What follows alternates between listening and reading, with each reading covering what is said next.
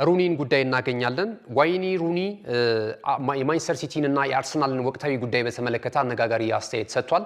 እንግዲህ ሁለቱ ቡድኖች አሁን ላይ የሊጉን የሻምፒዮናነትን ክብር ለማንሳት በከፍተኛ ፉክክር ውስጥ እንደሚገኙ ይታወቃል። የሚቀጥሉት መርሃ ግብሮች የሊጉን የዋንጫ ክብር የሚያነሳው ቡድን የትኛው እንደሆነ የሚወስኑ ነው የሚሆነውና እንደ ሩኒ አመለካከት ከሆነ አሁን ላይ እየተመለከተ የሚገኘው በተለይ በአርሰናል ቡድን ላይ የስነ ልቦና ጫና እንደ ተጋረጠባቸው ነው ተጫዋቾቹ ላይ እየገለጸ የሚገኘው።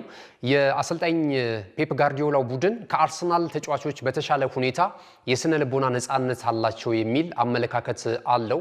በእርግጥ አንዳንድ ጉዳዮች እውነት ይመስላሉ። ወደ ዋንጫ ክብር ከረጅም ዓመታት በኋላ ለመመለስ አንዳንድ ተጫዋቾች እጅግ በጣም ይከብዳቸዋል።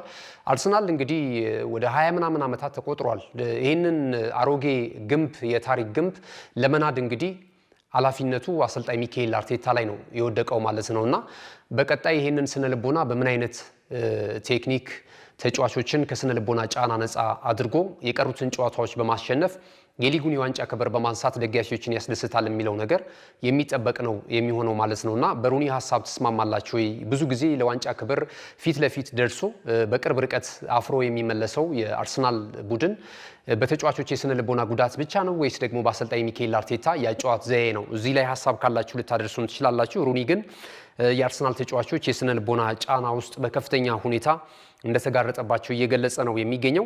የመጨረሻው መረጃችን የሚሆነው የሊቨርፑልን አዲሱን ተስፈኛ የተመለከተ